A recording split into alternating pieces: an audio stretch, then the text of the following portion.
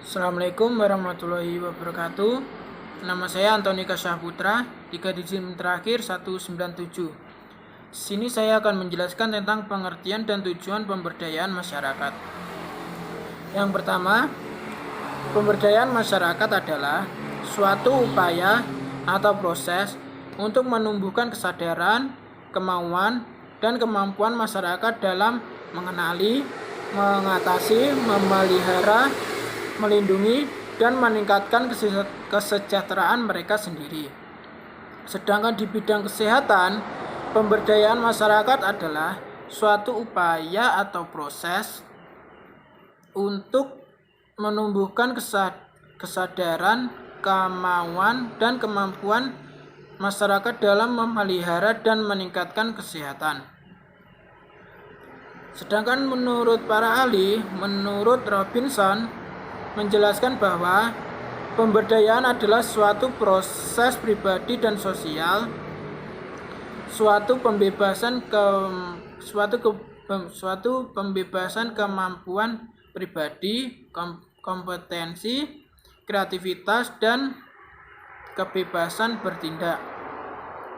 Dan sedangkan menurut Paine 1997 menjelaskan bahwa pemberdayaan pada hakikatnya bertujuan untuk membantu klien mendapatkan daya, kekuatan, dan kemampuan untuk mengambil keputusan dan tindakan yang akan dilakukan dan berhubungan dengan diri klien tersebut, termasuk mengurangi kendala pribadi dan sosial dalam melakukan tindakan.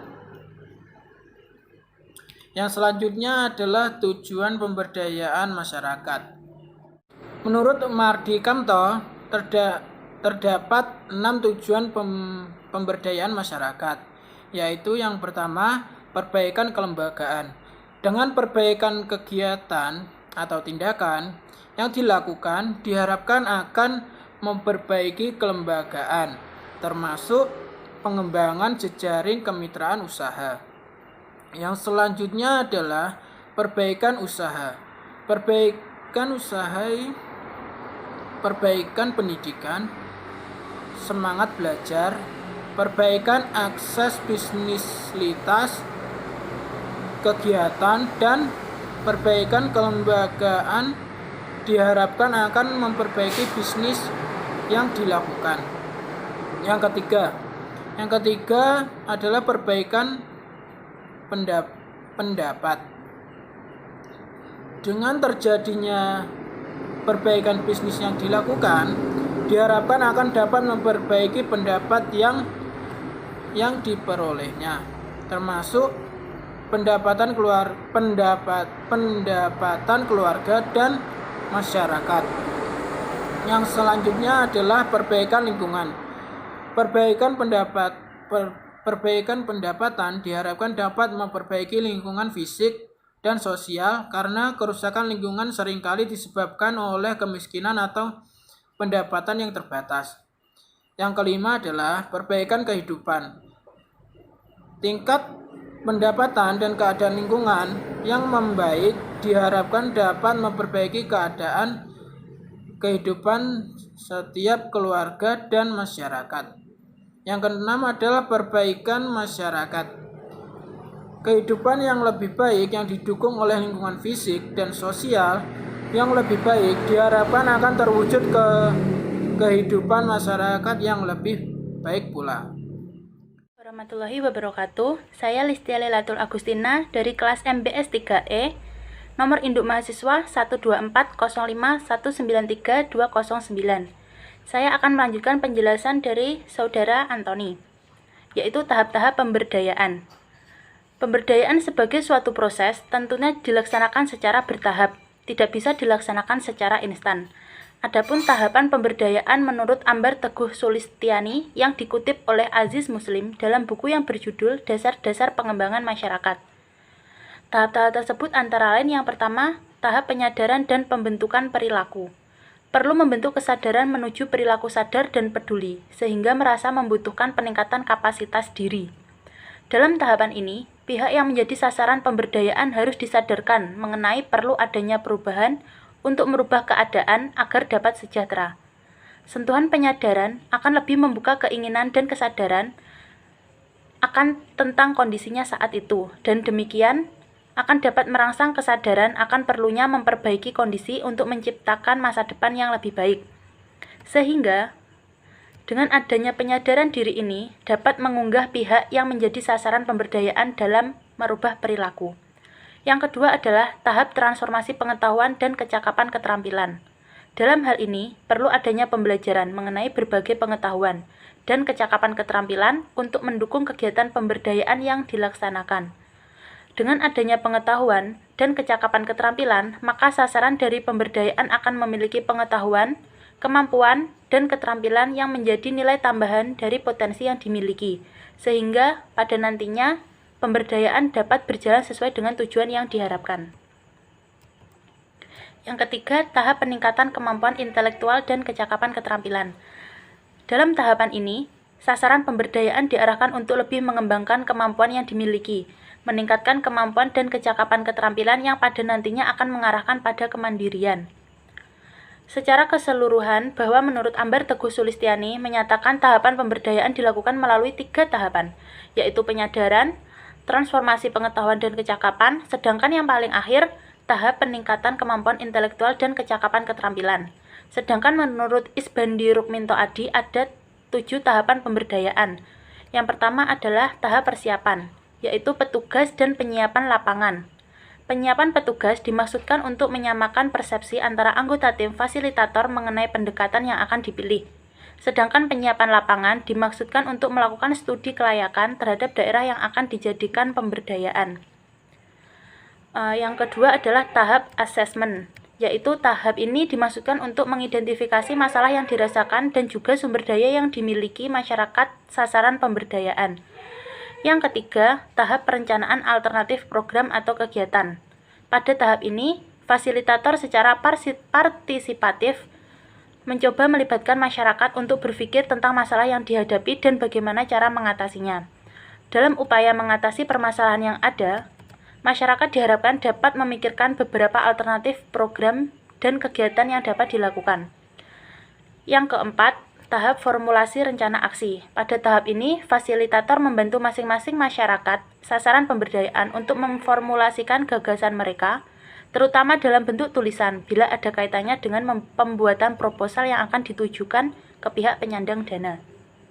Yang kelima, tahap pelaksanaan. Pada tahap ini, masyarakat mengimplementasikan agar apa yang telah dirumuskan bersama-sama. Dalam upaya pelaksanaan program pemberdayaan, memerlukan adanya peran dari masyarakat dan fasilitator. Perlu menjalin kerjasama yang baik antara fasilitator dengan masyarakat karena terkadang sesuatu yang sudah direncanakan dengan baik bisa melenceng saat di lapangan. Yang keenam, tahap evaluasi. Pada tahap ini, dilakukan sebagai proses pengawasan dari masyarakat dan fasilitator terhadap program pemberdayaan yang telah dilakukan. Evaluasi sebaiknya dilakukan dengan melibatkan masyarakat bersama-sama dengan fasilitator. Yang ketujuh atau yang terakhir adalah tahap terminasi, yaitu tahapan pemutusan hubungan secara formal dengan masyarakat yang menjadi sasaran pemberdayaan. Terminasi sebaiknya dilakukan jika masyarakat sudah bisa mandiri, bahkan dilakukan karena penyandang dana telah menghentikan bantuannya. Sekian materi yang dapat saya sampaikan. Wassalamualaikum warahmatullahi wabarakatuh. Selanjutnya yaitu sasaran pemberdayaan. Pengertian sasaran pemberdayaan dalam banyak kepustakaan disebut sebagai kelompok sarana yang merupakan objek pemberdayaan masyarakat, yaitu masyarakat terutama masyarakat kelas bawah, kelompok akar rumput, masyarakat yang termarginalkan. Mardikanto mengganti istilah sasaran penyuluhan menjadi penerima manfaat. Penerima manfaat mengandung makna 1. Penerima manfaat memiliki kedudukan yang sama dengan penentu kebijakan, fasilitator dan pemangku kepentingan pembangunan yang lain. Yang kedua, penerima manfaat ditempatkan pada posisi terhormat yang perlu dilayani atau difasilitasi dalam rekan sekerja dalam menyukseskan pembangunan. 3. Penerima manfaat. Penerima manfaat memiliki posisi yang harus dihargai untuk menerima atau menolak inovasi yang disampaikan fasilitatornya. Yang keempat, penerima manfaat memiliki kedudukan setara dan memiliki kebebasan untuk mengikuti atau menolak inovasi yang disampaikan fasilitator atau penyuluh. Ragam penerima manfaat. Satu, pelaku utama terdiri dari warga masyarakat dan keluarga pengelola kegiatan yang berperan dalam memobilisasi dan memanfaatkan sumber daya dalam tercapainya peningkatan mutu produksi, efisiensi usaha tani, serta perlindungan pelestarian sumber daya alam. Penentu kebijakan terdiri dari aparat birokrasi pemerintah sebagai perencana, pelaksana, dan pengendali kebijakan pembangunan, pemangku kepentingan yang lain, peneliti, produsen, pelaku bisnis, pers atau media massa, pusat-pusat informasi, aktivis LSM atau tokoh masyarakat, budayawan, artis, dan lain-lain. Poin selanjutnya adalah pendekatan pemberdayaan masyarakat. Pendekatan utama dari konsep pemberdayaan masyarakat adalah masyarakat tidak dijadikan objek dari proyek tersebut, tetapi menjadikan objek dari pembangunan itu sendiri. Berdasarkan konsep pemberdayaan masyarakat, sebagai modelnya pembangunan pendekatan ini dibagi menjadi 3. Yang pertama adalah target. Artinya upayanya harus terarah kepada yang memerlukan dan benar-benar memerlukan program ini dan dirancang untuk mengatasi masalah yang sesuai dengan kebutuhannya. Yang kedua adalah mengikutsertakan, bahkan dilaksanakan oleh masyarakat yang menjadi sasaran. Tujuannya adalah supaya bantuan efektif karena sesuai kebutuhan mereka, yang sekaligus meningkatkan keberdayaan masyarakat dengan pengalaman dalam merancang, melaksanakan, mengelola, dan bertanggung jawab untuk upaya peningkatan diri dan ekonominya. Poin yang terakhir dan poin yang ketiga adalah menggunakan pendekatan kelompok. Karena secara individual, masyarakat miskin sulit memecahkan masalahnya sendiri. Di samping itu, kemitraan usaha antar kelompok dengan kelompok yang lebih baik itu sangat saling menguntungkan dan untuk memajukan kelompok. Itu tadi 3 poin untuk pendekatan pemberdayaan masyarakat.